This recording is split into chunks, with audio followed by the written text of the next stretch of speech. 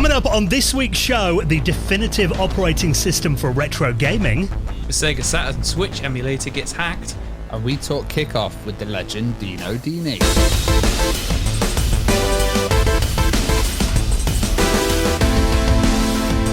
The Retro Hour podcast is brought to you each week with our good friends at Bitmap Books. Now, available from the end of this month, check out The Secret History of Mac Gaming Expanded Edition. If you thought the Mac wasn't a gaming platform, it started some of the biggest franchises in gaming history, Myst, Halo, SimCity to name but a few, and this book goes really in depth, over 480 pages long. Available from the end of this month, check that out and the rest of their retro gaming books at bitmapbooks.co.uk. Hello and welcome to the Retro Hour podcast, episode number 298, your weekly dose of retro gaming and technology news with me, Dan Wood. Me, Ravi Abbott. And me, Joe Fox. And a very warm welcome to this week's show, the podcast that talks about classic video games. Video games like, Mortal Kombat, Pac-Man, Space Invade. Name some retro games, Joe.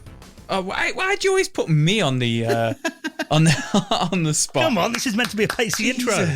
Like Time Crisis, Contra, Resident Evil, Castlevania, anything like that. If you like anything retro, you're going to find it here on the Retro Hour. There you go. That is what we do each week. Not only do we bring you up to date on everything that's happening in the world of retro gaming and technology, which, over the almost 300 episodes of this podcast now, that we'll talk more about in just a moment. But we've seen the retro scene over the 6 years. It just seems to get bigger and bigger all the time, doesn't it? Because I remember in our early episodes, there were a lot of people that thought we might maybe get to maybe 10, 20 episodes and we probably run out of steam or things to talk about by then, but it didn't happen. In fact, it's busier than ever now.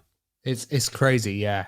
We have people like, oh, you're going to run out of guests and everything, and it's like we're nearly hitting 300. And, I thought we were going to run out of news as well, but there's a new news item every single week, and quite a few, there's a lot going on. It's like it's a bit of an industry, isn't it? This kind of retro tech and nostalgia industry, old computing, add-ons, kind of little mini systems and all of these devices that are coming out. And, when we started, a lot of it was like homebrew and kind of homemade stuff and people just creating cool little products. But now it's actually companies on it and commercial, which is kind of crazy. Yeah, it definitely has developed into almost a subgenre of gaming, I think, retro gaming. Yeah, definitely. And what also helps, people thought they're going to run out of guests and stuff like that. It helps that we've been going that long now. Stuff's becoming retro, what wasn't retro when we started. Yeah. So we can start interviewing them lot. First episode is retro. Yeah, exactly. You're right, though. Yeah, because we're covering stuff like, moving into PlayStation 2 and GameCube and that era, which, when we started this 6 years ago, a lot of people said, yeah, maybe the Dreamcast didn't get away with that being retro, but PlayStation 2 isn't yet. Now I think, PS2 being over 20 years old now is definitely in that camp of retro, even though there are some people that would disagree with that, but I think from our perspective it definitely is. But it does mean we've just got so many different games and so many different genres to cover. And I think actually, over the almost 6 years that we've done this, probably we haven't covered football games quite as much as we should have, because it's a massive genre. We haven't covered sports games as much as we should have, really. And I think particularly football games. And today we are talking to an absolute legend, and that's Dino Dini. And he's behind the Kickoff series of games. And, that's a really fast football game. If you've ever played Kickoff, it's like it runs at a really high frame rate. And there was a whole series of them, absolutely fantastic games. I'm an Amiga fan, and I loved Kickoff. There's a lot of people raised on the Kickoff series, and Dino, he was the main man behind it, and it was for Anco Software as well, which was a small kind of Dartford based little software house, and we've had Steve Screech actually on the podcast previously, and it's good to get Dino on because we heard a lot about the kind of stories and the stuff that were going on, and this game really made Anco Software, didn't it? Yeah, well, I remember, because I'm hands up, I'm not really a football fan at all. Watch it when the World Cup's on down the pub or whatever. But actually, in terms of football games, I play something like FIFA and I'm completely lost. I've got no idea what I'm doing. But games like Kickoff, because it was more like an arcade game, really. You didn't have to really know the rules of football, and, it was a very fast action-based game, and you could play it. It was a great couch gaming experience, and I found the same. We've done an episode with John Harry about Sensible Soccer in the early days of this show. Those are kind of the two games that were not only similar in the regard of they were both arcade kind of games and very fast, but also they're actually pitted against each other as rivals back in the day, mainly by the magazines probably. Yeah, and also he worked on the Player Manager series and stuff, so there was a lot of kind of using the same engine and a lot of different versions of the game and stuff. But yeah, there was this great war that was kind of hyped up in the press and stuff, and we definitely talk about that. This is a very open interview from Dino, and it's really great of him to come on and chat to us. I will say that you're right, because I remember I went to a video games museum in Rome probably about 5 years ago. I think we just started doing the show then, called Vigamus, and actually spotted a BBC Micro that was actually Dino Dini's old BBC Micro that he donated to the museum, and he'd signed it and everything. And I remember thinking at the time, he'd be a great guest on the podcast. And it's actually taken us about 5 years to actually get Dino on. But actually, it was worth the wait, because at the time we asked him, it was when Kickoff Revival came out. And as you'll hear in the interview, that was quite a difficult time for him.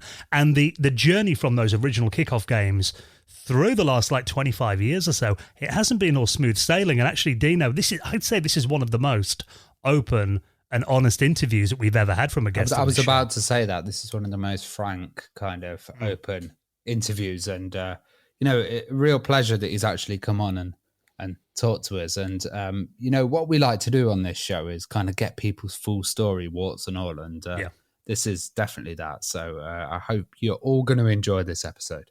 Yeah, we've all said that we never take sides. We let people just come on and give their version of the story and let us know their history. So that's what this show's all about. It's capturing those stories, and hopefully people can listen to this podcast in 100 years after we're long gone and kind of hear what was happening at this time in gaming. That's kind of the aim, that it's all preserved there. So it's going to be a really interesting episode. Dino Dini, the Kickoff legend, he's coming up in around 25 minutes from now.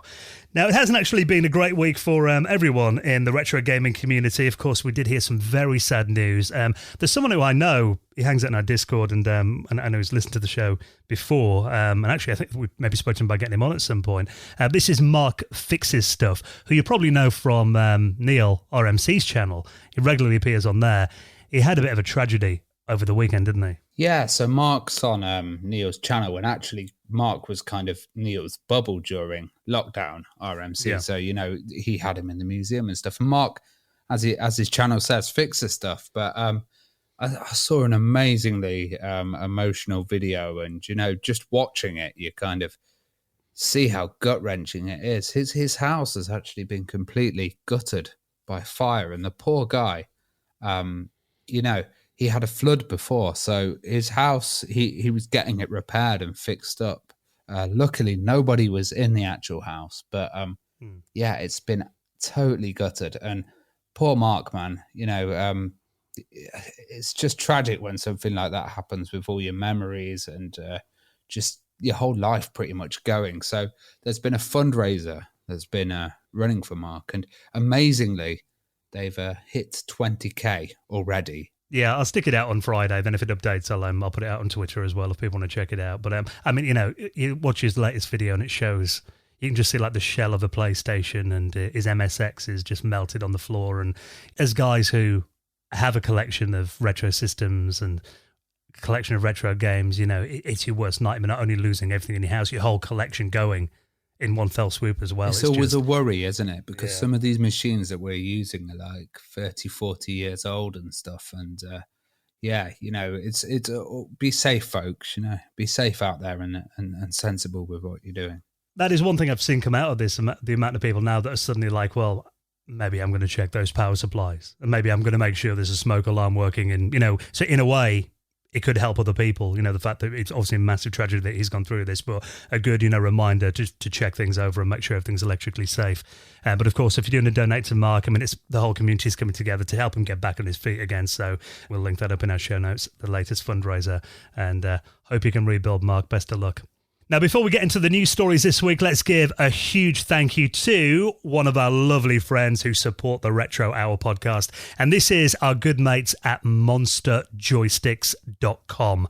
Have you got your Monster joystick nearby, Ravi? Yeah, I have. And I've got it attached to my Amiga at the moment because it does one vital function, which is it remaps up to jump to another button. So it actually makes my Amiga experience really good. I'd say it's probably the best controller I've had for the Amiga. And, there's been lots out there, but this one is my arcade one of choice. And I'm running it on my CD32 at the moment. Absolutely awesome kit. And it's got those genuine Soundwire arcade parts as well. You know, when you were a kid, wasn't it always a dream to have a proper arcade joystick at home? A clicky joystick. That's I was going to say a clicky joystick. Not just a joystick, a clicky one, Dan. Yeah, I had like a zip stick in a Competition Pro, but a proper arcade stick, like the micro switch and everything. I always wanted one like that at home. And now finally, if that was your childhood dream as well, you can get one now. Like you said, it's genuine arcade parts in here. They offer a wide range of quality arcade joysticks. And actually, they do it in a couple of variants as well. They do retro gaming joystick kits that work with your classic machines like the Amiga, the Atari ST, the C64, the Spectrum. They do versions as well for consoles like the CD32, PC Engine, the Mega Drive, and they also do these incredible, which I've got one of these in my living room hooked up to my TV, an all-in-one 9-button Raspberry Pi arcade stick. Now, this is where the Raspberry Pi can actually live inside the joystick, and it gives you essentially a truly portable quality arcade machine. You just take the power supply around, HDMI cable, plug it in to any TV, and you're playing your arcade games. You put MAME on the Raspberry Pi. And they've got deluxe kits as well with the genuine Soundwire arcade parts, designed to survive the most extreme usage, which if you've ever seen me play games like Mortal Kombat, which I know Joe's definitely witnessed, it needs to be rugged to survive my I was say they need to be rugged to survive the rage quits, but they definitely do. They definitely do survive. I think that's Joe's Christmas present in the bag there. I was going to say, I was just looking at this going, I hope I get one of these. Well, I mean, they're really precise as well, especially if you want to play those classic arcade games and that muscle memory is all still mapped there. I mean, you're not going to get any lag or anything like that. And they even do some more budget-friendly arcade part options as well. And you can assemble the kits yourself. You only need a screwdriver. You don't have to solder or anything like that. Really straightforward. Even I can put these together. So you can check them out and support the podcast. Their link is monsterjoysticks.com. And a big thank you to our mates at Monster Joysticks for their support of our show. Now, the time this podcast comes out, actually, a lot of people are getting hyped for the N64 and Mega Drive games that come to the Nintendo Switch. I believe it's October 25th, like next Monday. But actually, there are other emulators that already kind of run secretly in the background on the Switch, including a Sega Saturn emulator that's been used for a few retro games on there that's now actually been exploited and turned into pretty much a full Saturn emulator that you can run a load of games on the Switch. This really confused me because of you guys did the news this week. I didn't do the news this week. That's why there's no Castlevania or Resident Evil. And and I was like, wait, what have I missed? The Sega Saturns on the Switch? Like, when did this happen? Like, I saw the announcements the other week for the Mega Drive and the N64. But no, it's not quite what I thought. So like you say, Dan, there was a bundle released earlier this year of Cotton 2, Cotton Boomerang, and Guardian Force, which are all Sega Saturn shoot-'em-ups, which is both ported to PS4 and the Switch. And apparently they weren't the best ports. They've got quite a bit of lag to them. So some fans, as they always do, have hacked the game and found that they are running on a Sega Saturn emulator. And the emulation technology is called Zebra Engine. And essentially they found that you can just plonk any old Sega Saturn game in their ROM and it works really, really, really well, apparently. But apparently it's a variant of a engine called SSF. It's actually an open source, a closed source emulator that's been around for about 20 years. So I've heard. But apparently it works really, really well to put other games in there. Now I'm just hoping that Nintendo don't do any sort of patch to brick your Switch when you do this. But that sounds awesome to me. There's a really, really cool hour-long video about it that will be, in the show notes, which I haven't got around to watching yet. Because like I say, I was completely baffled by this. But this looks absolutely awesome. Now, Ravi's correct me if I'm wrong on this, Ravi, or have I nailed it there? Yeah, you've pretty much nailed it. Awesome. Because it's a tough one to emulate the Saturn because it's got those two CPUs. And, the one thing I'd say is, they found it inside this. It's a game GBA Temp forums, which if you haven't checked out GBA Temp, wicked. That's where I get all my Wii U modding stuff from because they're always modding absolutely everything on that site. So it's really, really good resource and cool community. And they found out if you've got a homebrew Switch, then you can actually swap out the game that is within this emulator. So it has to be a hack Switch then. You've got to... Yeah. So you'd swap out Cotton 2 or one of them with one of the games. Now, the thing is, this is like really accurate with all of the games. Like you said, there's a lag on there. That's an input lag. But if you overclock the Switch, the input lag's like greatly reduced. So if you use you've got a homebrew setup on there, you've got a little overclocker app. So if you actually overclock it, then it has the power to deal with it because, I guess it takes a lot of power to accurately kind of do the Saturn one. And it's pretty mad that they released it with that bit of input lag, to be honest, isn't it? Yeah, it looks like it can just about emulate the Saturn by the sounds of it, without overclocking the machine. They're saying here they've tried a bunch of games in it as well, and actually some of them run really well. They've got Nights into Dreams running on there, Panzer Dragoon is running really good, Burning Rangers as well, Clockwork Knight. They run perfectly, but it said there are some games that actually do still suffer from that input lag. Okay. So I imagine it's ones that are probably a bit more demanding. Yeah, it's not quite the spec. It's if you overclock it. So I watched a great video on MVG, and he was showing the kind of process of how to do it and how to get it working. And he said actually 90% of them are working well without graphical glitches and stuff. And I don't know how many frames it is. I think it was a 4-frame input lag, but you can reduce it down to like a frame or a couple of frames, which is well impressive. And this may lead to a kind of Saturn emulator coming out commercially then. But I don't know, they'll probably do it so it would all be individual releases, wouldn't they? Yeah, I mean, we've talked about that. It's like the fact that there are some great games that, obviously stuff has come out on a lot of the stores and stuff over the years, but there's still, I mean, for example, these, shmup games, a lot of them aren't available on other platforms, and it kind of feels like there is definitely a untapped kind of resource there in the Saturn library. A lot of games that are kind of locked into that system. I think there's definitely a market for it as well because of, there is more expensive consoles out there, but the Saturn is really expensive to collect for. Like some of these games are like ridiculously hard to get hold of and ridiculously expensive. And there isn't any, from my knowledge, like Panzer Dragoon Saga is like a £700, $1,000 game. And I don't think there's any remasters or ports of that game. So I can see why there is that market for people wanting to emulate Sega Saturns on the Switch and stuff. So they are definitely missing a trick, with some of these games.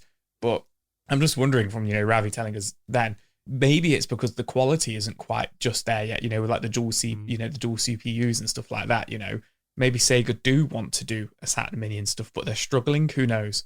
Yeah. And it's weird that they kind of do this release as well, just shoving the 4 games on an emulator and doing it. Maybe they were trying to do it quicker or something. But it does seem like a little kind of leak, Yeah. or they've made it kind of easy. It's interesting. I'd love to see what they're going to do with this.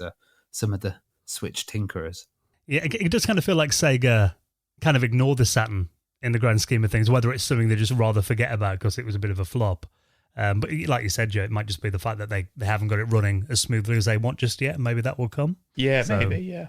It would be nice to see more of that. I must admit, I didn't hack my Switch. No. I've watched videos on it, and it looks like tempting, but yeah, I haven't got the balls to do it. If I'm honest, I'll give it to Ravi. I wouldn't want to touch it. It took me that long to get one. Yeah, it looks dead easy as well. So we'll keep an eye on that. Very cool indeed. Now, we've been talking about these mini arcades. There seems to be a new one every week at the moment. This is one actually I used to play in my local video shop when I was a kid, who randomly got a Capcom 1942 cabinet in, I remember, for a summer. Probably about 1990, 91, they got one in, and I go in there and play it on a Saturday. A game I was never very good at, but again, when you're talking about shoot 'em up games, I've always quite liked shoot 'em ups, and that was one of the biggest back in the day. And now it's got a home release, a mini arcade cabinet that looks actually really nice. This is a Replicade of 1942. Yeah, this took me straight back. This did. I've not played the 1942 games and 1943 and stuff like that very much, but I remember playing them on an arcade in Ventura when I was like 10 years old with the the wood paneling, and they've captured the wood paneling really well on this. Like, it looks reproduction. amazing. So I read the review of it, and I had to kind of go hunting a little bit to kind of find out what the crack is. So it's only a 10-inch arcade machine, isn't it? It's only a little tabletop one, and I'm getting mixed kind of feelings from it. Like, it's $150, which feels a little bit expensive, but it does come with a mini arcade stick that you can plug into it, and it's portable, and it comes with a charging kit and all this kind of stuff. And it does have 1943 built into it as well, which is really cool. Which was, some would say was the sequel was better. There was a lot more. There was more, power ups and stuff like that in the game. But I think they did a good choice in kind of going for the 1942 aesthetic of it and having the wood paneling and like the original arcade cabinet and everything like that. But you were looking online as well, weren't you, Dan? And there's a lot of mixed feelings about the actual cabinet itself, isn't there? Yeah, well, I mean, this is a company called New Wave Toys, and we have talked about them before when they did that. It was a Dragon's Lair replica that they did a while ago, which looked very cool. Pricing of them, I think, what was this, about $120? $150, $149.99. This one, yeah. It kind of silently came out, because I mean, this has been on the market by the looks of it for a couple of weeks now. First I'd heard of it when Ravi found this today. And again, I'm reading reviews here that say it looks really good. It's definitely got that aesthetic that reminds you of the original system. But there is a review here on a website called Game Tyrant that I'll link up in our show notes. And they're saying actually when you get a bit closer, it's a bit cheap and plasticky looking. And the back of it hasn't got much attention. It kind of looks like they've cheaped out a bit on that. But also the fact that it's got some HDMI problems as well. He's talking about the fact he's tried to hook it up to a bigger screen TV, and apparently the display keeps cutting out, and it takes a few attempts to get it displaying.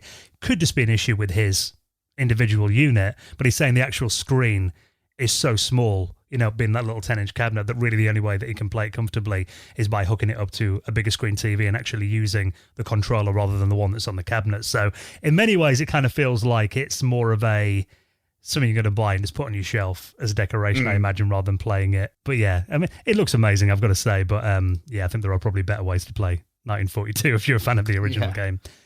Something here, though, that might help you with your retro gaming habit. This is a company called Analog, who obviously we've covered them quite a bit in the past as well, who want to build the definitive operating system for retro gaming. Now, this is quite a cool idea. I was looking into this, and this was absolutely everywhere. With Analog, all their kind of stuff seems to go everywhere, and they're really good at promotion and stuff. And they've created the Analog NT before, and the Analog Pocket, which is a cool little retro gaming device, which kind of does Game Boy games and tons of different ones. Now, this is a library, but the way that the library works is, you'd actually put your game in, and then the OS will find information about that game. So it will probably read the ROM or the code that's within the game and link to that like hex file and withdraw information off the internet or off databases that it has about that. Kind of like title. Plex does with IMDb. Yeah, but like, you actually put it in and it will be like, right, this is your rare stadium events games and here's all the info about stadium events. And it also enables you to save setups within there as well. So if you have like on some systems, because I'm assuming this is going to come out on all of the Analog systems, it enables you to have save states already connected with that game. If you have Bluetooth controllers as well, it would like automatically select the Bluetooth and the key maps that you've already put in there. So it becomes a huge kind of index, and you can also share a playlist as well. So you can share with your friends, a list of what titles you've been playing. And it's quite nice. It's like it's adding extra features to those original carts and giving you more information like box art and user sets that other users are using and different ways to play the game as well. Quite like, if you played Steam and you have different user profiles for games like for the control systems and stuff like that. And it kind of adds a little bit of extra life to the game. As it goes on, they're hoping that people are going to add to this and it's going to become like a kind of default base for kind of games and information, and everybody using their different systems, like putting a cart into the analog NT or their Nintendo clone and or their Mega Drive clone or whichever system they're doing will then be connected to this and kind of adding to the database as well. Yeah, and the saying as well, if you for example, you find something weird at a yard sale, you can put that information into your pocket and it'll find out what version of the game is, is it how rare it is it a once in a lifetime find, the saying here as well. And also it can get all the rare different versions that you might find in torrents and that kind of thing and promotional versions of the game. So it will help you track down specific regions or versions of games as well, or revisions that might be quite rare. So it does sound like they're building a massive database essentially that you can find anything you want to know about these games on there.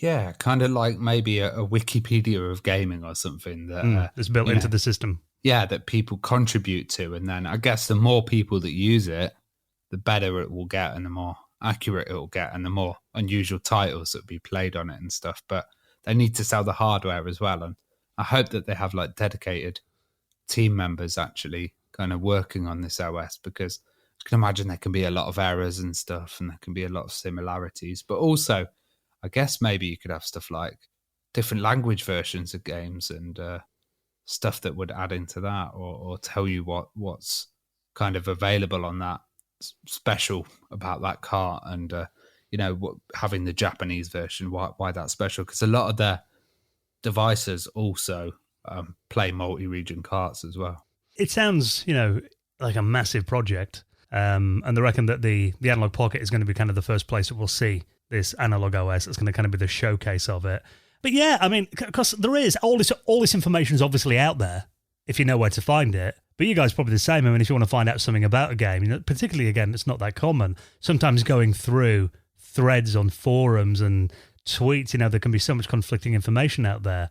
And even Wikipedia, I mean, not everything's on Wikipedia, but even that can be wrong, a lot of the time. It's actually having, especially if it's kind of, community verified information, having it all in one place. That could be quite a valuable service, I think. What do you think about it, Joe? Because you're going to be one of the kind of like people that would really be into this if it was with Game Boy games and stuff like that. I really like the idea that you mentioned about like the different variants of the games, because especially in trying to think of some games off the top of my head right now, but like Splatterhouse for the TurboGrafx 16 and Splatterhouse 2 for the Mega Drive and stuff, the Japanese, the Americans, the PAL region games had different graphical things in it depending on what region you lived in, like different censorships and stuff in the games, and like with Streets of Rage and then the Japanese version Bare Knuckle, like with Streets of Rage 3 and Bare Knuckle 3, they were loads of different like censorships in the game when they got ported over to the other countries. So it'd be really interesting to have that all in one place, in one massive library. Like Dan says, sometimes it's not easy. I mean, those games are common games that people know about, but it's cool sometimes to just kind of be able to flick through that on a database. Like I know the Mega Drive Mini was really good for that. Like you could play the different Japanese and PAL versions, like you could flick through it on the Mega Drive Mini, but that's like, 50 games? Yeah. If you had that on like 10,000 games, obviously I know not every game's got a variant, but a lot of retro games do. So I think that'd be really cool. And it's kind of similar to us, like, what we're trying to do with, archiving this kind of stuff so it's out there on the internet. It's very similar to that as well. Well, they need to have a link, so you put a game in and then the developer pops up on a Retro Hour interview and you can listen to the interview. There you go. There you go. That's it, Ravi. You found the USP. Yeah. So, but it could be a system seller, for these little analog devices, if it gets big enough, I think. So I'll link up that article in our show notes, along with everything else at theretrohour.com.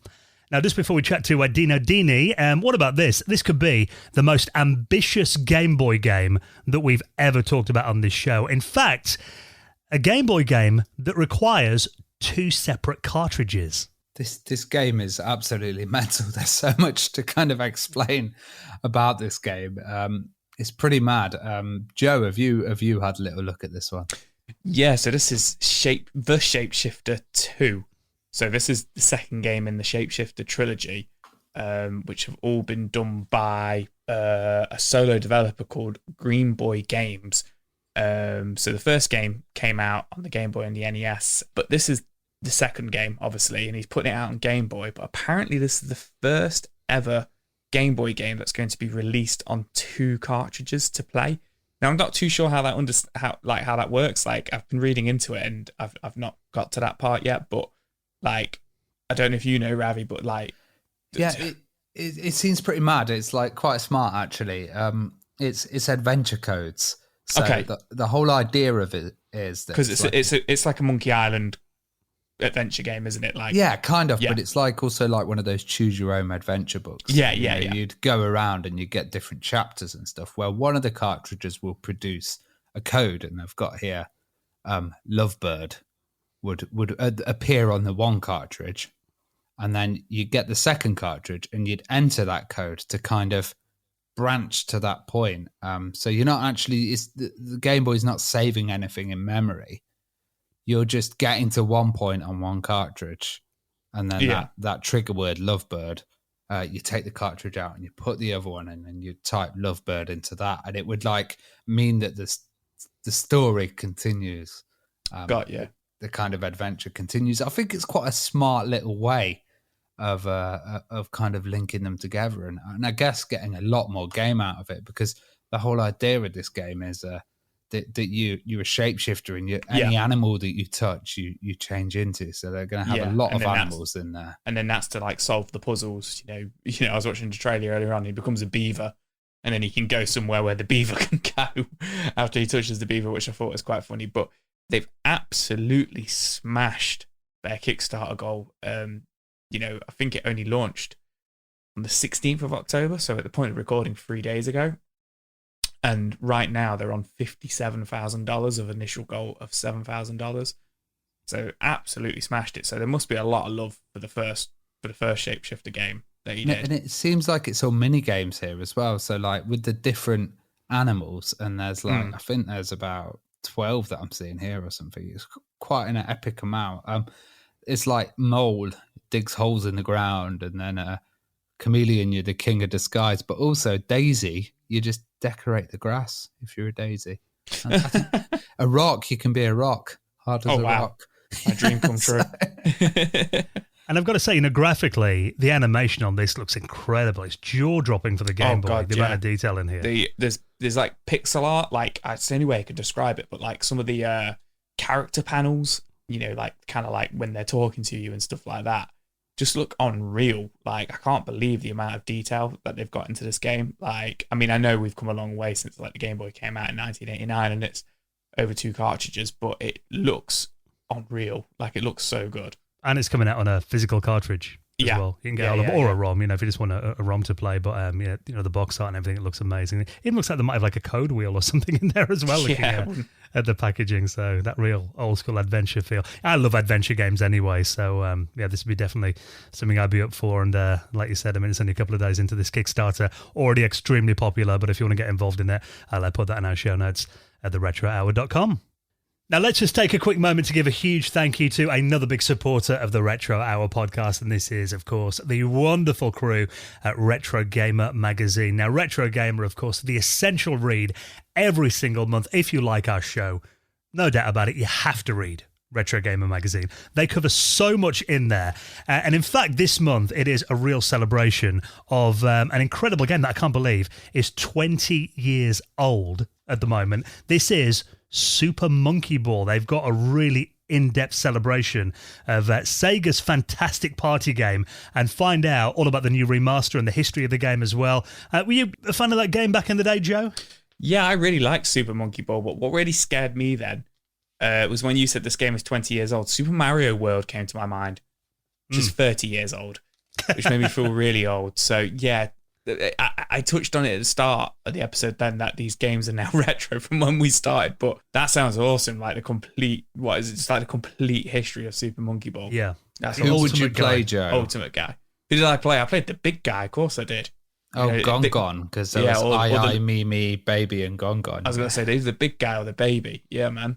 All the way. Well, they cover loads of stuff in Retro Gamer every month as well. Not only have you got that, you've also got the making of Theme Park as well. That was one of my favourite Bullfrog games back in the day. That was so much fun. Ramp up the what was it? Ramp up the salt on the drinks, and then they'll end up buying loads, but then they all puke everywhere. So you've got Salt on the fries, yeah, that was it, wasn't it? Yeah. Mortal Kombat 2 as well. They've actually, it's really interesting. Actually, they're talking about Mortal Kombat 2 memories and kind of the harsh lessons that game taught you back in the day, and also talking about game cheats and stuff and how you learn stuff on Mortal Kombat 2 back in the day. They've also got stuff like a report on the Famicom here as well, how Metal Slug 3 pushed the limits of the Neo Geo back in the day, a collector's guide about the Mega CD. If you've got games in your collection, these are going up in value all the time as well. And a nice little feature on the Sega Nomad. But actually, the Nomad, that's something that I've looked at retro gaming shows before, and I've eyed it up and I thought, God, that looks really cool.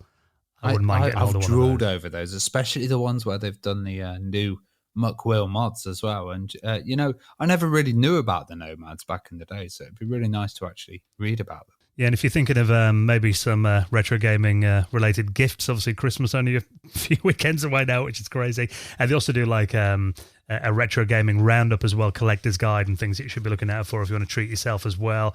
They do great little conferences where the team all get together. I love that collector's corner as well, where they focus on different people's retro gaming collections and talk about their jewels in the crown. And, it's really interesting community feel to the magazine too. So if you don't read Retro Gamer already, or maybe just pick it up from the supermarket when you're out, why don't you make sure that you get it every month and support our podcast? And actually, if you take up this offer, not only will you get a subscription to Retro Gamer magazine, but also you will get a free controller, either an N64 Tribute or a Mega Drive Bluetooth controller. Now, you can pick which one you want. The Mega Drive Bluetooth controller works with Windows, Mac, Raspberry Pi, iOS and Switch, and the Tribute 64 one is available in either USB form, or you can use it with a classic N64 port, and really you get, a much better controller for the original N64. Oh, they look beautiful. I really love that Mega Drive one, and the fact that it kind of works on pretty much everything there. Windows, Mac, Raspberry Pi, iOS, and Switch. That's like, wow. I actually really need one of those at the moment, so I'm going to take them up on this deal. Well, we did say before about, the fact those Switch games, the N64 Mega Drive games are launched next week, perfect for that as well if you're going to play the Switch online with those. So subscribe today to Retro Gamer Magazine and choose your free retro controller. All you have to do is go to magazinesdirect.com/retropod. And if you're already subscribed, you could gift the mag to somebody else and keep the controller for yourself. And you'll get 6 months of Retro Gamer with the retro controller absolutely free. Support the Retro Hour by taking up this incredible offer at magazinesdirect.com/retropod, and a big thank you to our friends at Retro Gamer for their continued support. Now, if you've been a patron, you'd have been treated to a bit of extra content over the last few minutes, wouldn't you? You would have been. You would have definitely been. You know what you would have also been tweeted to? Our very, very sexy After Hours episode that came out this week as well. Yes, which we went back to the year 1998, and we did just over an hour sharing our memories and talking about the technology and gaming that came out in that year.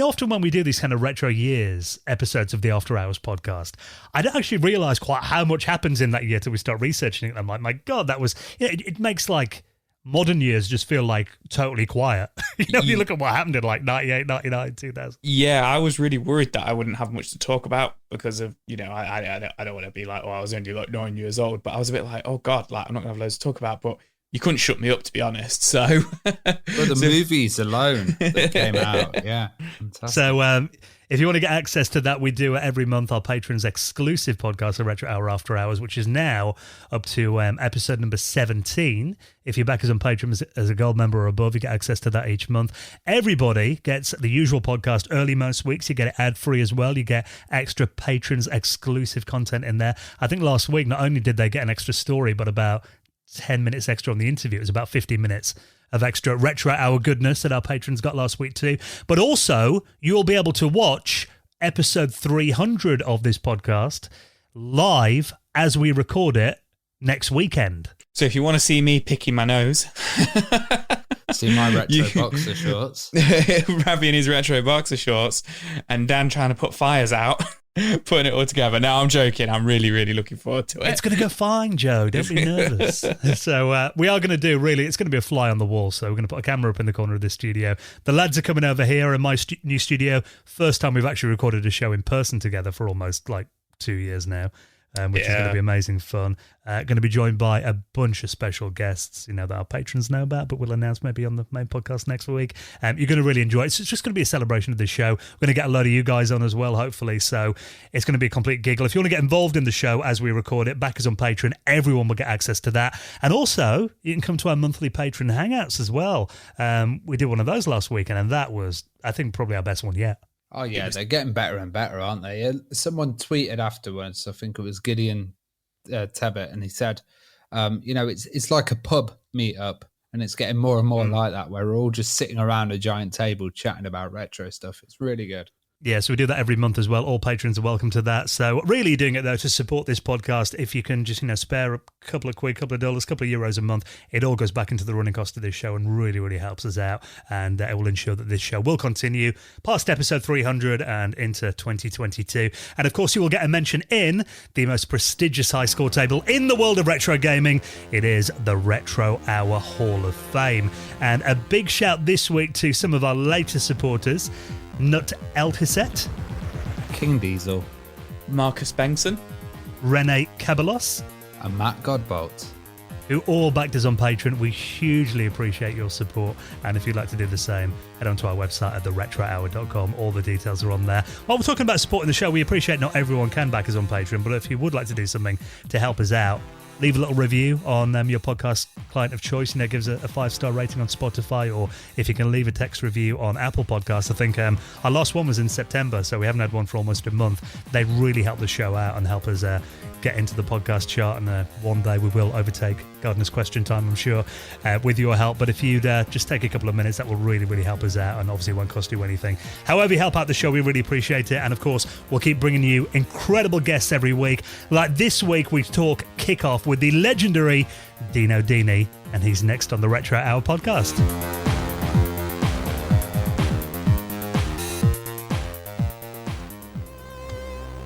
You're listening to the Retro Hour podcast, and it is time for the highlight of the show when we welcome on our very special guest. And today we are absolutely honoured to be joined by a veteran of the industry, and anyone that loves football video games is going to know our guest today. Let's welcome to the show the wonderful Dino Dini. How are you doing, Dino? Very good, thank you. I'm blushing.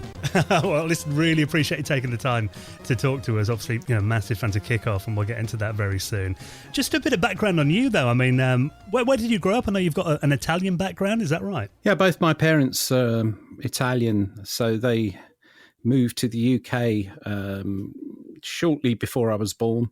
And my father went to work at a company, I think it was Submarine Cables. So the irony there was he was working on the laying of the technology behind undersea cables.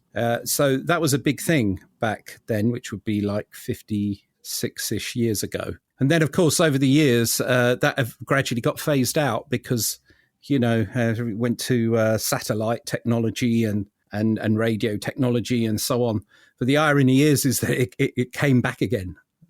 So if my father was working now, he'd be working on internet undersea cables. But so he got his doctorate from the University of Pisa, and then he found a job in the UK, and they came over. So, and then I was born in London. It's pretty amazing. I've mentioned before to people that, the internet's through cables under the sea. And, a lot of people are just absolutely amazed, and they're like, they don't believe it's still kind of just a giant LAN, essentially. Yeah. In the end, it's because it came back full circle as being the best way to get really high bandwidth communication and reliable communication. So, yeah, it is quite amazing. So he was working in testing the components, if I remember rightly, in his lab. because they obviously you lay down these things and they've got to last a long time, right? So the QA on the components that go into building the electronics, because the thing to understand is that you can't just lay a cable from one side of the Atlantic to the other as just one cable. You have to have repeaters along the way. So you have to have boxes with electronics in them to boost the signal every so often, because otherwise it won't work. So he was testing the components that went under the sea. So simulating, how long they would last, stuff like that. Yeah. I was wondering then, what was your first kind of computer experience or your first exposure to computers, really? Yeah, as I remember, I was into electronics like from about 5 or so. Computers weren't really an option. They were just things I read about in books from the library. I remember reading about magnetic core memory. It gives you an idea because, that's so obsolete. It was a major thing. It's like little beads of ferrite with wires fed through that would be magnetized. Each bit is a tiny bead. I remember reading about all of that. But home computers didn't exist or anything. But then when I was about 12 or so, I started trying to build a computer using 6800 microprocessor, and it was a lot of work, and I only got so far. And then there was the Acorn System 1, sorry. Yeah. So that's Acorn released what we'd call a microcontroller today.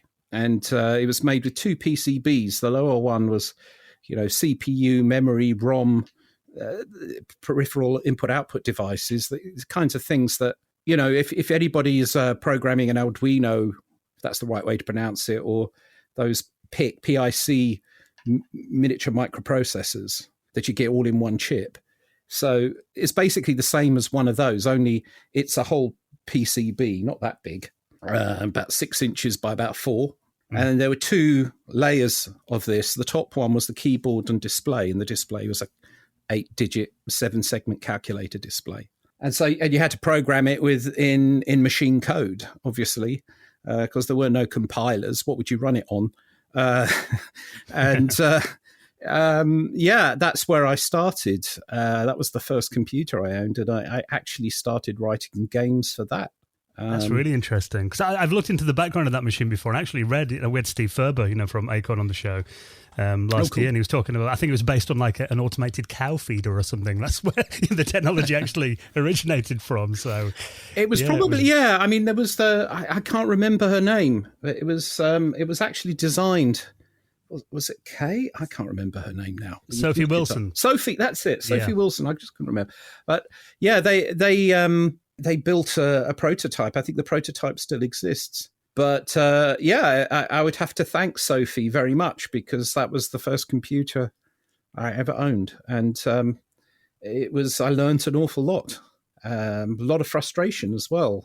But you know what? When you figured out what was wrong and you got your thing to work, it's incredibly satisfying.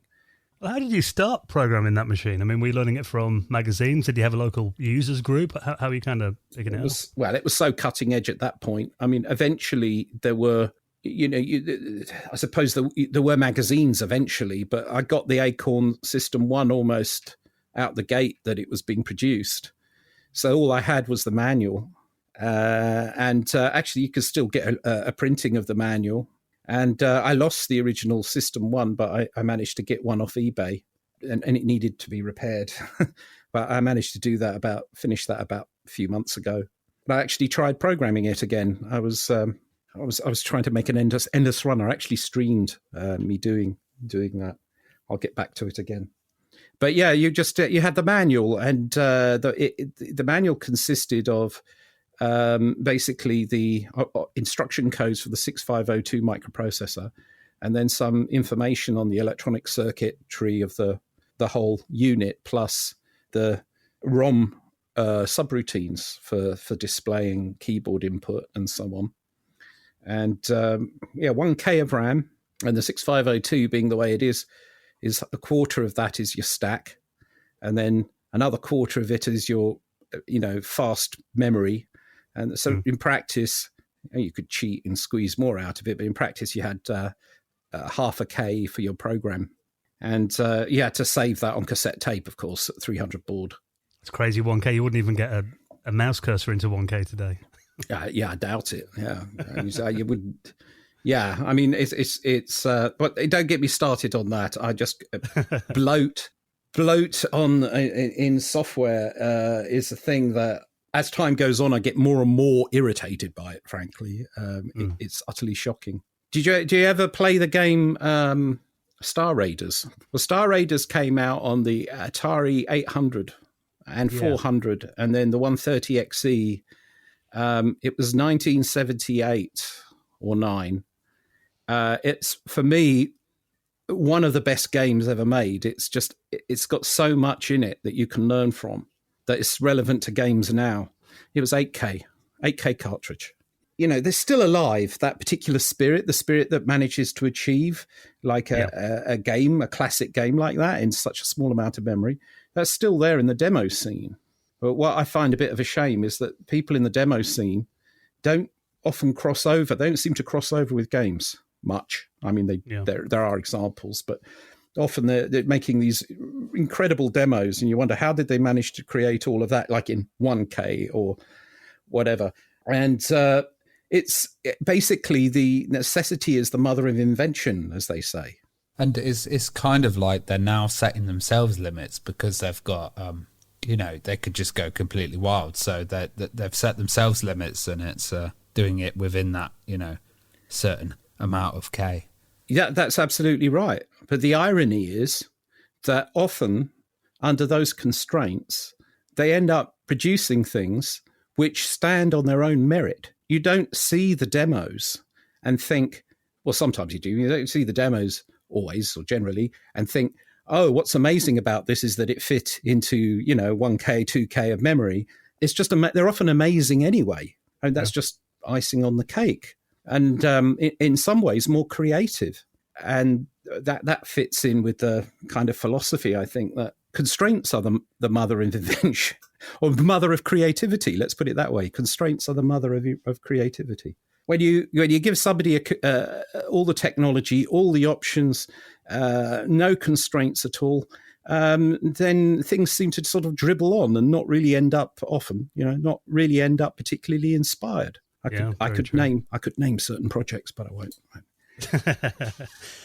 So, I mean, getting back to, obviously, you had the Acorn System 1, and then did you kind of move into another machine, and what kind of projects were you working on before you entered the industry professionally? Were you making games at home and for friends? What were you kind of doing? Well, so the System 1, there was no real commercial option for that, because there really wasn't much of an industry. Actually, if I'd got an Atari 400 or 800, much more expensive, and that was from America, there might have been. The system that I got after that, though, was the Acorn Atom, which is obviously also an Acorn machine.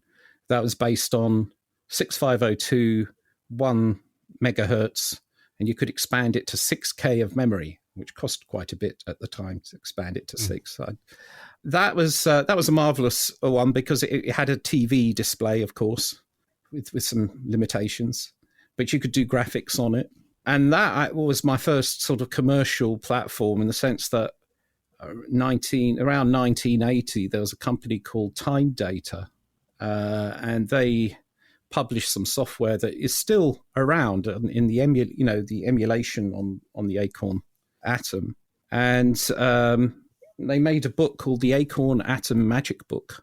And there are a few listings in there, because that was back in the time, so you would type in the program from a printout. And those are my first commercial sort of games in there. Didn't get a huge amount of money for that, but I got something. And from there, I went on to the BBC Micro, which of course is legendary. That was an amazing machine. So I did a game called Astro Tracker, which is kind of like a clone of Asteroids-ish. And that was published by Bebug. And that was a step up from the Magic Book. And after that, there was I made a game for the Atari 400 that never got published, but that was built with an EEPROM. it got a bit quiet after that, because at that point, then I went to university. It was coming out of university and then getting a job out of university. I went to work at the Silica Shop in yeah. It's still there in the magazines. You get the adverts from the old Silica Shop. Oh, I used to drool over those adverts as a kid. They looked incredible. They're based in Sidcup, and I was based in Bexley. I was actually not far away at all from the Silica Shop, as it happened. So that's the connection there. I actually went to uni in Sidcup. You did? Yeah. Silica Shop, was that then the original Silica Shop? Because I know it turned into an absolutely huge brand with lots of stores nationwide. They changed their name a bit when that happened. This was way before. I was involved there when they were basically the shop in Sidcup plus a warehouse, and I would work in the warehouse repairing Atari STs. Well, but that was a bit of a jump forward. Yeah, definitely. Like, how did you end up getting involved with Anil Gupta and Anko then? And I was looking for publishers, because after working at the Silica Shop for, I don't know, a year or two, and I was young and a bit weird, as I think most of us are when I look back at myself then, I go, what? But I wanted to get back into doing games, because I had done them before going to uni, and so I just had this job repairing Atari ST computers.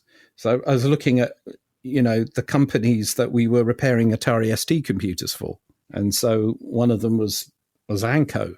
So it was in Dartford, so it was nearby, which was the main criteria. And I went to visited them, and there was Anil, and I said, okay, I can program games. I can do that. So he tried me out on a game called Trivia Trove, which was a game on the Amiga, and he wanted a port to the ST. So I did my own sort of take on it, porting, making a version of that game on the Atari ST. And that went very well and was pretty quick. Probably I was paid a pittance for it. And then after that, he said, what next? And he said, football games are not very good. And I remember my heart sank a bit, because I was all into space games. So right. I still have, because of Elite, those influences from your teenager, I must have been, was I 18, 19, something like that, late teens, when Elite came out on the BBC Micro. That was awesome. What were the Anko offices like then? I hear it was just kind of a house and, packaging in one room and stuff, and it was just quite small. Well, when I joined, it was pretty much. I can't really remember the outside of it, funnily enough. I can only remember the inside, and it felt like a house. It was. I didn't work in the office there. I worked at home, and pretty without an advance, actually. It was kind of those crazy days. So the development of Kickoff was actually done without any funding, which sounds ridiculous, but those are the cowboy days, weren't they? So there was Steve Screech and some other people, and Anil wasn't doing so well. I mean, around the time that I came along, I think they were putting out Strip Poker, which is it's always. There's always a sign when a development company starts resorting to that kind of thing. Yeah, I don't think that would work these days. It barely worked then, to be honest. Well, yes, exactly. So I was developing that at home. So I used to go into the office, and then he had a shop as well. And the shop was a little down the road. It was just like a computer shop and so on, but he used to sell his own games in there. So, that was probably useful to him for getting feedback from the customers about things. Mm. So it was an unlikely kind of pairing on a certain level, but it's like I went with the flow. And usually I find that when I go with the flow, things work out better. Obviously, Kickoff, when it was a real revolution. I mean, I remember playing earlier games like International Soccer on the Commodore 64. We played that quite a bit at home. I mean, were you a fan of any of the football games before that kind of inspired it? Or how did you go about actually developing it? And were there any challenges or highlights you remember?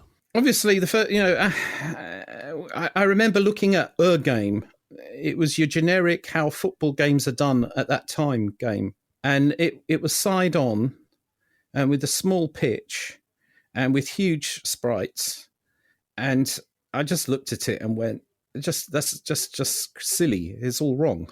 But that's the way they were, and in a way, it's the way a lot of games. Well, maybe they've got a bit better now, but there is a tendency to go that way. It's a little more complicated because we're in 3D and so on. But it's like forgetting that the experience of football heavily depends on the size of the pitch. But you see, if you want to make a game where the characters of the actual players themselves, this is especially true if you're doing 2D, right? You want to make them big on the screen, then if you keep the pitch to scale, then you're going to end up with not being able to see any of the pitch. I mean, because you're only going to see a tiny part of the pitch. So what they did was they had the big football player characters, and then they made the pitch really small. So it felt more like, five-a-side, an overcrowded five-a-side. I looked at that. I wasn't particularly keen on it. I think I was about the only one I looked at, because I tend to work in isolation, but I limit my influences from outside, because I find that it can pull you and drag you in sort of odd directions that are not necessarily the best, especially if you want to innovate. So what I did was the scale was wrong. So that was one criteria that I wanted to fix. The other one was I was always passionate, ever since working on the Acorn Atom, passionate to have totally smooth movement that you only get when you're running at 50 FPS for PAL, 60 for NTSC. But you only get perfectly smooth movement if you're animating everything that quickly, right? And that's what I wanted. So what you've got then is it needs to be fast. It needs to have beta scale. So it really had to be overhead, because I really didn't see any other way of achieving those two requirements. So that's why it became an overhead football game. And it was incredibly fast as well. Like, did you kind of do some assembly coding then? And did you really have to optimize it to get that speed? Because Kickoff's always had that, like, status as being a really, really fast game. And once you get quick at it, it can be incredibly fast the way that the ball travels across the pitch. Yeah. It's, I think I did a calculation once, and that if you were to compare it to real players, I think they're 3 times faster than real life. Yeah, they must have been very fit, those sprites. Yeah. But part of the argument with that is that you're trying to compress a 90-minute game into, you can't play for 90 minutes, right? Yeah. So it's still a compromise. If you were to compress 90 minutes into 10 minutes, then you'd be, 9 times faster. So that would probably be unplayable. So it's taking a license with reality, because you can't recreate reality. You just can't with a football game. Not if people are going to, unless people are going to spend 90 minutes playing the match, right? So I think part was deliberate to try and sort of speed it up. The other aspect of speed is just the smoothness at which the game updates, because you can also make the game update like half as much, like 30 or 25 frames per second. And that's kind of independent of how fast things move. But if you try to make things move quickly at a lower frame rate, it gets harder to actually track the motion with your eyes and so on. And it just doesn't look as nice. So the real thing from a technical optimization point of view was trying to get the scrolling pitch, the 22 players on the field with AI running, which had to be team-based AI, obviously, in some way, running on the pitch, running all together at 50 FPS, 50 frames per second. And that could not be done in any other way other than assembler, really. I could, plus, if I'd written it in C, I wouldn't have got it into the memory either, because there's a memory constraints as well. So back then pretty much all games at that era were written in assembler. That was just the standard. And various optimizing techniques that are used. I mean, it also helped that the 68,000 was the microprocessor that the ST and the Amiga had. And they're really wonderful to work with because they've got lots of registers, and you can do tricks where you hold important addresses in memory. You point to important places in memory, holding it in a register that nothing touches. And so there's really fast access to that information. And so I would have one address was pointing to the home team data, another one pointing to the away team data, and then there was another that pointed to the current player that was being processed. So all of the routines for the player all had very fast access to their data without needing to sort of unload and reload registers and so on. So it was basically built from the ground up with an architecture that was meshed with the needs of the game. And that's one reason why it got that fast. Then there were a few other tricks as well, things like no need to animate players that are off the screen. So there's those kinds of tricks. And then, unfortunately, when all the players are on the pitch, or on the screen, I should say, they're all on the pitch, but when they're all on the screen, 22 players, it couldn't do it. Certainly the ST couldn't do it. I don't think the Amiga could handle it either, because it just overloads it's too much, right? So I used a further trick there, which is when that happens, it keeps drawing the pitch at 50 FPS, but it time slices the players. And the ball is also 50 FPS, but it time slices the players, so the players don't move as quickly. Right. Interesting. So if you've ever played the game and you noticed, that's weird, there's a corner kick, and out of looking at it, the players seem to jitter. If you've ever noticed that, it's the optimization kicking in, because it just can't. It would actually check to see real time how much time it had left, and if it said I'm running out of time, it would time slice them. So yeah, it's an ingenious workaround, though. Did it take a long time to come up with that then? Or I had fortunately I had done hacking on the BBC Micro on the horizontal blank. It actually wasn't that tricky because I'd done it before. On the BBC Micro was a different thing. It's moving sprites around, and tearing. Yeah, probably these days your options for dealing with these things are incredibly restricted because the hardware is all in pipelines and all locked down, and so. But on this BBC Micro, I had a game called Bandits, and so I had to move a bunch of sprites around the screen, and it's a similar kind of problem. But I couldn't wait for the V blank, for the vertical blank. I needed to draw the sprites as the TV is drawing the picture. And so when you do that, there's a problem that in order to move a sprite, they would moved by clearing them and then drawing them. You clear them and then you draw them. Okay, well, the problem is there's a short amount of time when they're cleared and not yet drawn. And if you clear it and then the beam from the TV, draws what isn't there, and then after it's passed, you put it back on the screen, then for one frame or more, because it beats, like wagon wheels thing, you end up with it disappearing because it's actually there, but just disappears the moment when the TV's drawing it. Yeah. So what I did with that to get around this is it would check the horizontal blank on an interrupt, which was possible to do in the BBC Micro. It could tell where the beam was. And if it was too close, it would say, well, if I move this now, it's going to disappear. So just wait until the beam has gone past and then draw it. I was very proud. My headphone has just popped out. I was very proud of that. Yeah, and like you said before, the limitations force you to think of creative ways to get around them.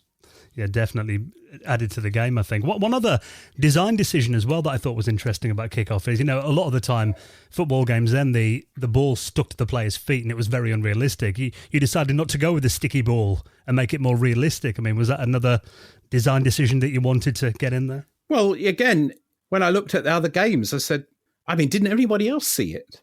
This is the bit I don't understand, actually. It's like everybody else looking at football games. Did they not immediately see that the ball sticks to the player? It'd be interesting to do a survey, people who played games before Kickoff football games before kickoff, if it ever bothered them.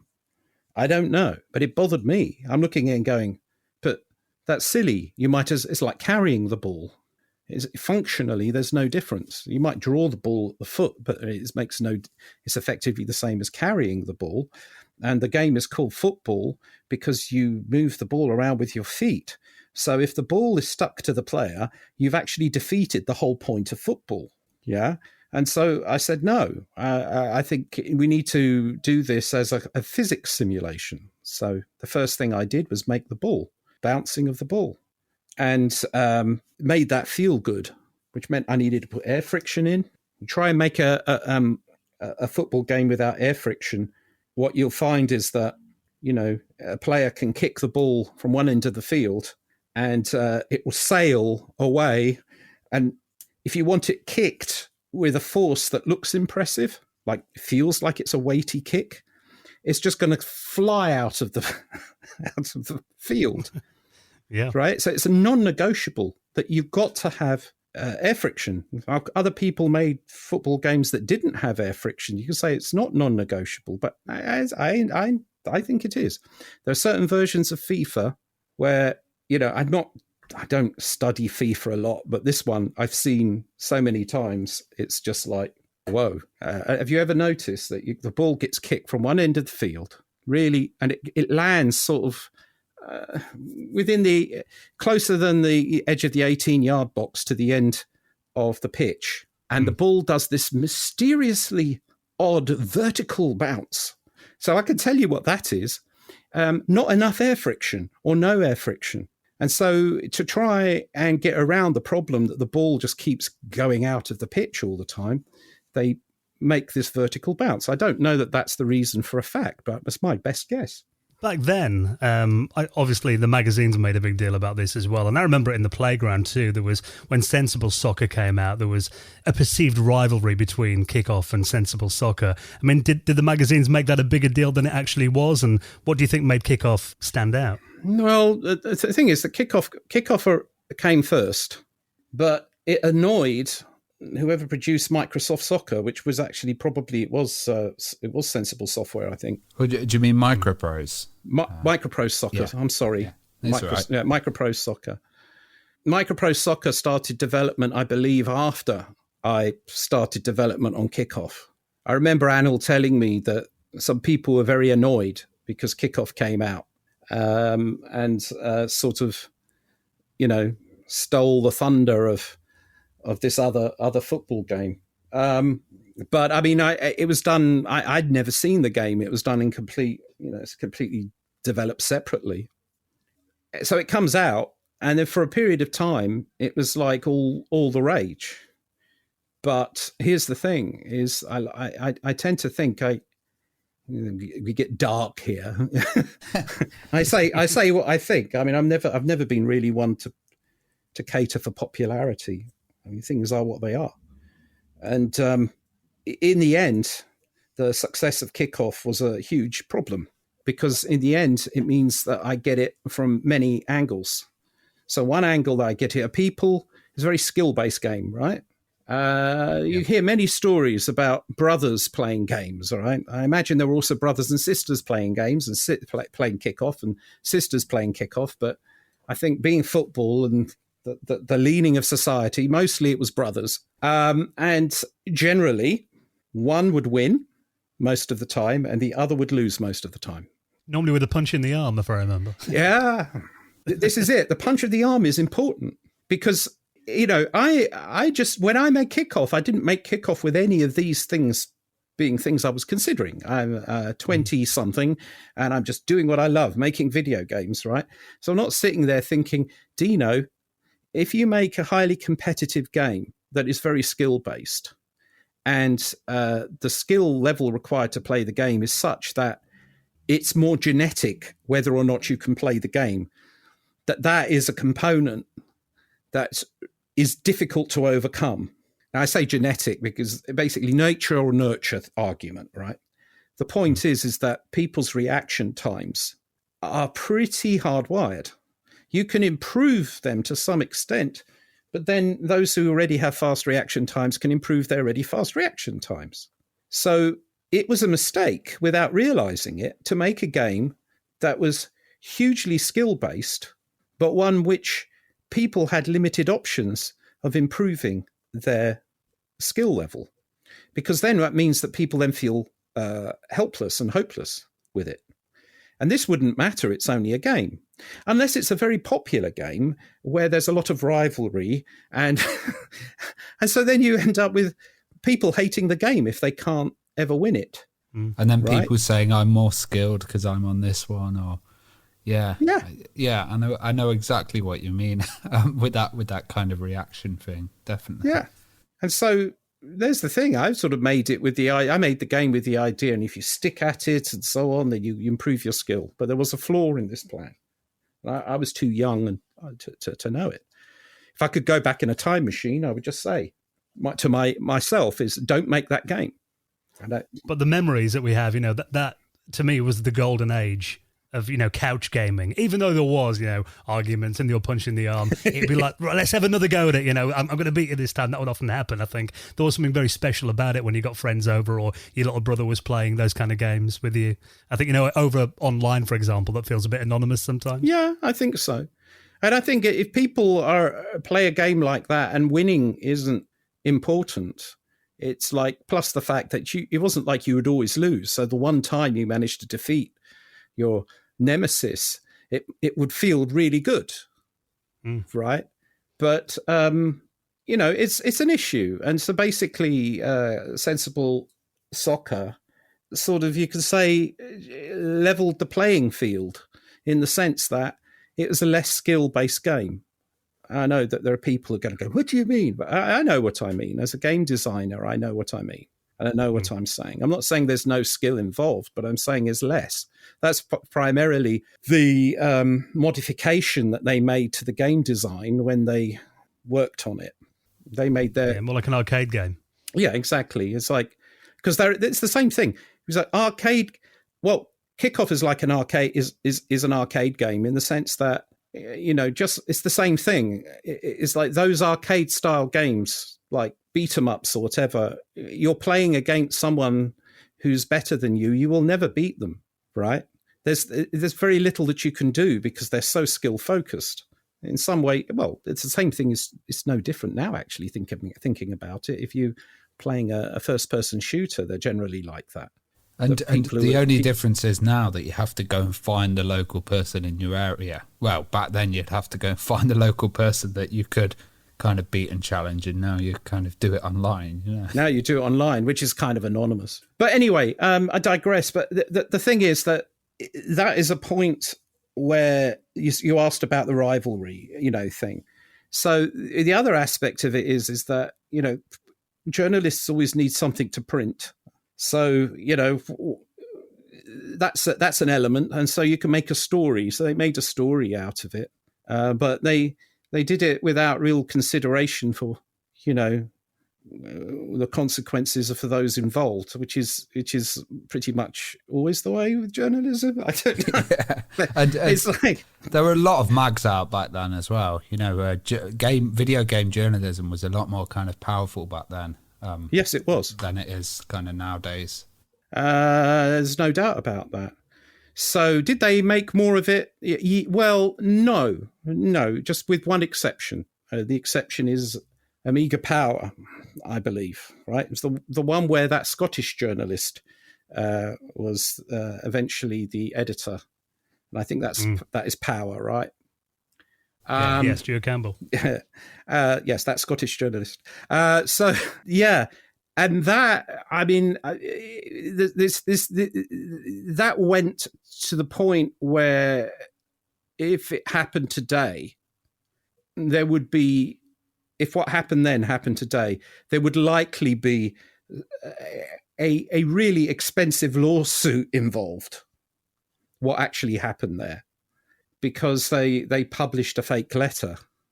Yeah, from me. Yeah, I remember that controversy. Yeah, and that's how nasty it got. And they got nasty because I was staying out of it, and that's a thing that people forget. And they think, I don't know to what extent the view of who Dino Dini is what that is or where that's at. It used to trouble me, that question. These days, I don't know.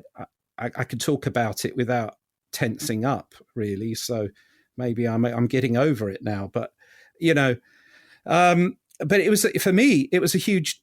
I was staying completely out of the whole thing. Right, just getting on and doing what I do, which was make games. That's it. So then, because I was staying silent, I got dragged in anyway, and this was pretty devastating. And I realised I made a mistake that I didn't sort of. Made a mistake that I didn't challenge it more. What on earth could be done? There's nothing that could be done. At that point, especially then in that pre-internet era, it was hard to get your word out, wasn't it? You had to rely on the magazines printing it. Yeah, you did. But the thing is, they did print a retraction, but the retraction came like 2 months later, and by then there was, everybody's minds were made up. It was too late. I mean, even to the extent that when I published my version of the story many, many, many years later, and put it up on my website, of course there was a person there who said, no, it was you. It's like, what the hell? Oh, well.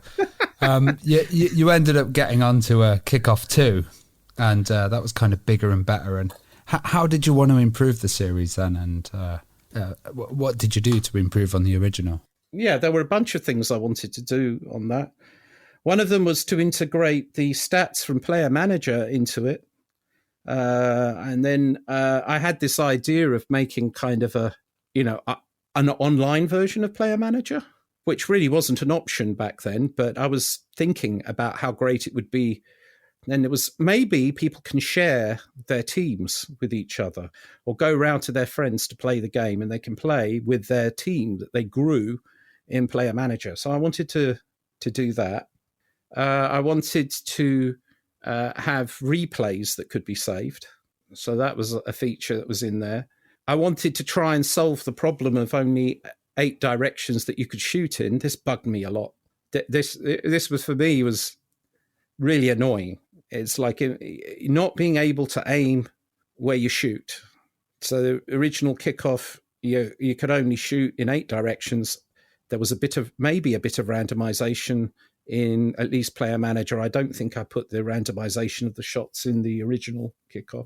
Well, Player Manager was kind of based on the Kickoff engine as well. And, it covered stuff like hooliganism and the stadium disasters at the time. Was it important that you reflected like the football culture and what was actually going on? So yeah, some of those ideas of things that, such as that, was also from Anil and probably Steve Screech as well. Some of those events, but the actual idea of having the cards pop up, that was inspired by Monopoly. So community chess chance cards. Basically from Anko came some of the appreciation for the field, right? For the area, for the topic. But the real thing there is figuring out which ones to keep and which ones to throw out. So with Player Manager, I remember I was having a journey with Anil Gupta. We were driving somewhere, I don't know where, and we were talking about Player Manager. Talking about the financial aspects of it, and and he was saying, you've got to sort of track all of your expenses and your income and so on and so on and so on. I remember thinking, that doesn't sound like fun. So I said, well, we could just cut all of that out and just give a summary. So that's the approach that we ended up with. So Player Manager doesn't have all of that accounting in it. You've just got an executive summary. You've got you know how much money you're getting and how much money you've got to spend and so on. And there's an accounting going on, but the computer does that for you. And it's sort of, if the better you do, the more money you get. And sort of really that's all that matters. So I think an important part of game design is understanding or deciding what's important and what isn't. Well, also it was kind of important to the fans to get like the latest updates and stuff. Were the expansion discs really important, and did you kind of have fun putting stuff into those and getting them out to people, because this was a world without DLC, back then. Yeah, you could say that there are many things that we were playing with that, if not completely innovative, they were on the borderline of innovation, But that was driven entirely from a financial point of view. The question there was, we can, produce data disks with the latest attributes of players and so on. And those, I would have put the data in. I think it would have been Steve who probably would have compiled the data. But the idea there is clearly, okay, you can expand the game without making a whole new game. And so in this way, you can extend your revenue stream, but you can also provide the players with new content that would not be possible to do it on day one. I think that was really it. I mean, otherwise, it's a long old journey. One of the problems you get then is if there was a Kickoff 3, which in the end there was, but it was called Goal. But a Goal was a complete rewrite, because at a certain point you have to say, in order to make it justify to have a whole new game, then maybe what we need to do is to, provide a whole new game, as opposed to just adding a little bit of this or that to it. So if the options are make a whole new game or don't make any game, that's a bit of a stark choice, right? So it kind of makes sense if you can do something in between, and I think that's what the intention was. When Kickoff 2 came out, obviously that was 1990, and that was kind of on that cusp of when the 8-bit generation was kind of moving into 16-bit, but obviously it came out on a lot of 8-bit computers as well. I know there was a Spectrum version, C64 version as well, and being a more advanced game with like the tournament modes in there and the different pitches. I mean, did you have much control over the ports? And no. Were there any that you kind of liked more than others? Remember I said it was the old cowboy-like days. So basically, Anco did what they liked. So I had no creative control over anything that wasn't on Amiga or ST. And furthermore, they were usually developed without my knowledge. And at least one occasion, 2 occasions, were developed with use of source code that wasn't supposed to be used. Right. So it was all a bit dodgy. And when I think about that, it's best not to really go there on a certain level. But from a historical point of view, and to answer your question, I lost control of that dragon. It did what it wanted to do, and made a number of people better off.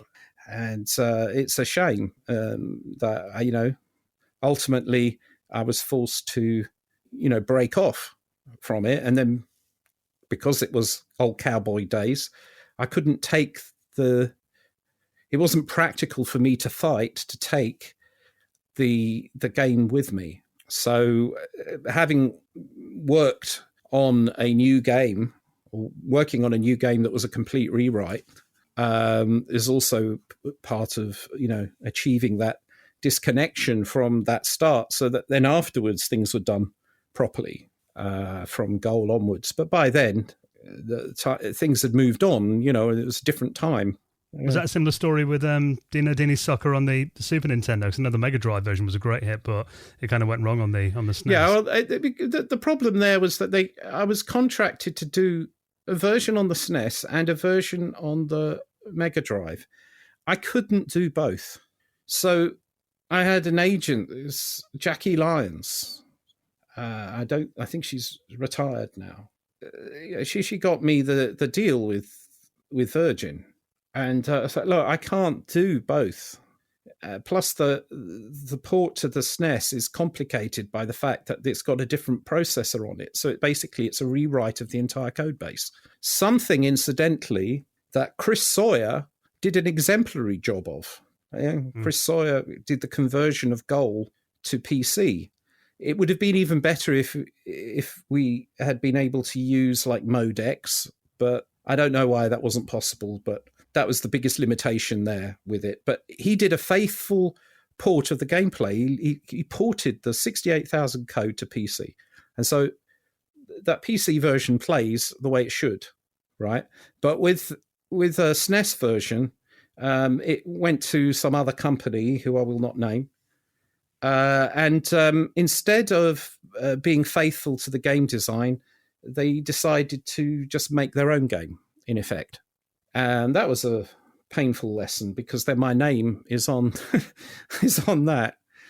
So yeah, I made a few mistakes. That they're ones that you don't see coming. But that was another terrible mistake, because I don't want my name on a game that I've got no creative control of. I mean, by then your name, it had a lot of value.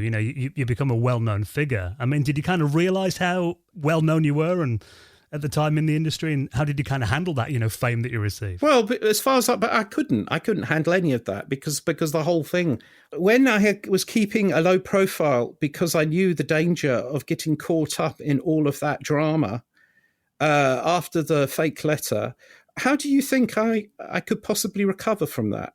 How do you think I could ever possibly look at fame sort of in an objective and positive way? I couldn't. So I think it just. So I like to, I don't like to say, but really the reality is I've never had a party. I sort of joked about this with Abriel on Kickoff Revival, that I never had a launch party. So in a way there are two Dinos. There's the me I know I am, and then there's the me that I think everybody else thinks I am, and right. That's what I think about it, and so I try and keep the two separate. Well, you kind of released Kickoff Revival as well, and do you think like the indie games kind of revolution has really helped create an environment where titles can come out and smaller titles can just pop out as well and come onto major consoles and get releases? I used to think so. I mean, that was one of the things I was excited about, and I had the opportunity with Sony's strategic content division to do Kickoff Revival. So yeah, it seems like a great idea, doesn't it? So I gave it a good old shot of that. But the reality is that it's like the gold rush. That kind of, in the gold rush, you would have people who would give up everything to go and try to strike gold, because there's gold in them areas. I didn't do Kickoff Revival because I was dreaming. I did it because there was an opportunity for me to answer a question, which is, if I had all of the technology of the modern day and I was building Kickoff, how would it have turned out? I'm not saying I totally answered that question, but that was a motivator for that. And then secondarily, or part of it, was the idea that I'd eventually be able to make Player Manager 2, because I've been waiting all my life to do Player Manager 2. So it's done with a goodwill, is my point. It's done from a point of view of love, if you will, the love of what I do, game development, with loving the monster that I created, trying to work with that. But then when it turns out that really none of it matters. The monster doesn't care about you. And if I had a message for anybody who's in the doing creative work like this, you have to understand that the thing that you create doesn't give a damn about you. It's not going to look after you. It's not going to protect you. And if it feels like it'll rip your head off. So don't do it from the point of view of really wanting anything back. You don't do it because you want a career. Don't do it because you want approbation. Don't do it because you want to, finally get to do Player Manager 2. It doesn't matter. Just don't do it for any of those reasons. And if you do that, you probably don't have much more of a chance of actually being successful than if you don't. But you will have a great advantage, which is that you'll have less stress, less disappointment, and maybe more flexibility to see a way through that ironically might actually make it more likely that you get something you didn't know you wanted, but in fact you did. I don't know if that makes any sense. No, I totally get it. Yeah, because you've actually lectured in game programming and stuff, and it's like, Sure. maybe not just get wrapped so much into a certain title, or just kind of produce it and then move on or create another work of art. Keep That's it. Keep kind of going, and don't get too wrapped up. Have you found that you've helped a lot of young developers and students kind of? I have no idea. I have absolutely no idea if I've been of any help at all. I know that there are some people. I mean, I only know the story of a few, and those kind of can make it worthwhile. I mean, I know the story of one guy who was afraid of mathematics, ended up becoming a technical artist, and is working in the US now for a big company. And and then I think, well, that was worthwhile. Yeah, I obviously helped them. As a teacher, I did my best. I have absolutely no idea if it actually helped or not. I believed in what I was teaching. And I think that's the same with games, maybe. It's like, I don't, as to how I have to rationalize in my mind the utter disaster of Kickoff Revival when you're looking at it from what it was supposed to be and what it was supposed to enable to actually what happened. But then if I just go back to, you know what? I believe in what I do. I believed in what I did. I believe I did it as well as I could, and that it wasn't actually that bad, because I know that there are people quite happy with it. But beyond that, it just is what it is. I've got to ask, have you got any plans to do any more games? Is there anything in the pipeline that you're considering or you'd like to do? I mean, maybe something outside the football sphere. Well, yeah. I mean, I'm a game designer. I'm a game developer. And right now, in my work, I'm working in the AAA field. I'm working at Splash Damage. I'm having a great old time there, and I'm finding that I'm able to make use of my skills and ability in a meaningful way. And that is great. And all I need, really. So the point there is that, do I want to make any indie games anymore? I got rather burnt last time I tried. So from time to time, I dabble in some things.